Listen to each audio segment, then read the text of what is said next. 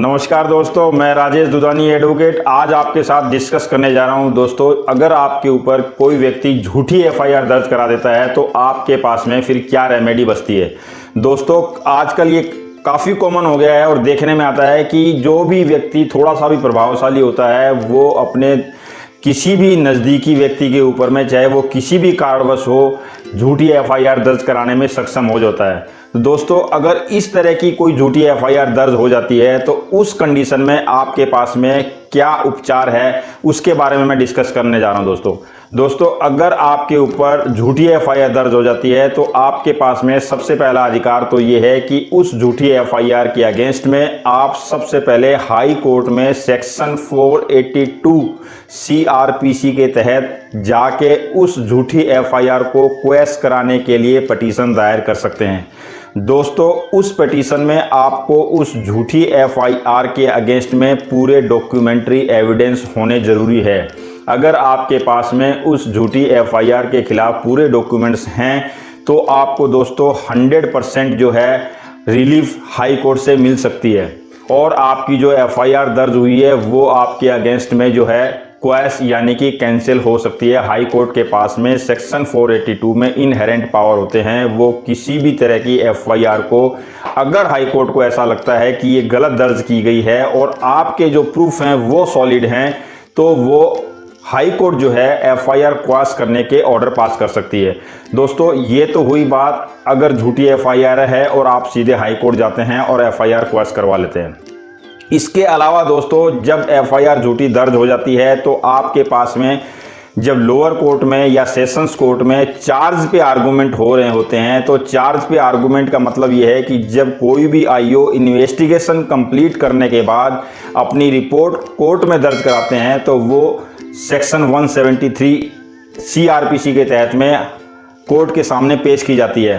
दोस्तों, उस दौरान में कोर्ट में चार्ज के ऊपर में आर्गुमेंट्स होते हैं, यानी जो आईओ ने आपके ऊपर चार्ज लगाए हैं वो सही लगाए हैं या नहीं लगाए, इस बारे में कोर्ट जो है अपना पक्ष देखती है और उसके बाद में दोनों पक्षों को सुनने के बाद में कोर्ट जो है ऑर्डर पास करती है। तो दोस्तों, अगर उस दौरान आपके पास में कोई सॉलिड और डॉक्यूमेंट्री एविडेंस हैं कि आप जब एफआईआर दर्ज हुई उस समय घटनास्थल पे नहीं थे, या आपके पास में अगर कोई प्रॉपर्टी से रिलेटेड है कोई एफआईआर, तो उस प्रॉपर्टी से के संबंधित सारे कागजात आपके पास हैं, तो आप इस तरह के डॉक्यूमेंट्स को कोर्ट के सामने प्रोड्यूस करके अपने आप को वहां से बचा सकते हैं, यानी आप चार्ज पे डिस्चार्ज भी हो सकते हैं अगर आपके पास में कोई कंक्लूसिव और सॉलिड प्रूफ हो। ये हुई डिस्चार्ज की बात। अब आते हैं दोस्तों, मान लीजिए आपने पूरा मुकदमा लड़ लिया और पूरे मुकदमे लड़ने के बाद में अगर आप कोर्ट से बरी हो जाते हैं, तो दोस्तों उस कंडीशन में आपके पास में फिर दो तरह की रेमेडी बचती है। यानी आपके ऊपर जिसने झूठी कार्रवाई दर्ज करवाई है उसको या तो आप सिविल डिफेमेशन के तहत में कंपनसेशन यानी डैमेजेस की मांग कर सकते हैं कि आपके ऊपर में जो मुकदमा था वो गलत किया गया, आप उसके लिए कंपनसेशन की डिमांड कर सकते हैं। दोस्तों, कंपनसेशन की डिमांड करने के लिए आपको जो है एफआईआर की कॉपी, जजमेंट की कॉपी और जो चार्जशीट की कॉपी आईओ ने कोर्ट में दर्ज की थी, इन तीनों चीज की सर्टिफाइड कॉपी लेके आपको कोर्ट में सिविल केस दायर करना होता है। दोस्तों, जो एफआईआर है और उसमें आप जो बरी हुए हैं उसके जो 5 मेन एसेंशियल एलिमेंट्स हैं, उसका सबसे पहला एलिमेंट ये है कि आप जो है मुकदमे से बरी हो गए हैं।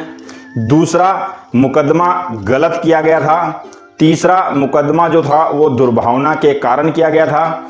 चौथा, आपकी मुकदमे के कारण आर्थिक व सामाजिक मानहानि हुई है। और दोस्तों, इसके अलावा जो मुकदमा किया गया उसमें जो तथ्य थे वो गलत थे। तो इस तरह से अगर ये सारे एसेंशियल एलिमेंट हैं आपके पास में, तो आप सिविल सूट के लिए भी जा सकते हैं और आप कॉम्पनसेशन क्लेम कर सकते हैं। उसके लिए आपको कोर्ट फी देनी पड़ेगी जितने भी अमाउंट का आप कॉम्पनसेशन क्लेम कर रहे हैं।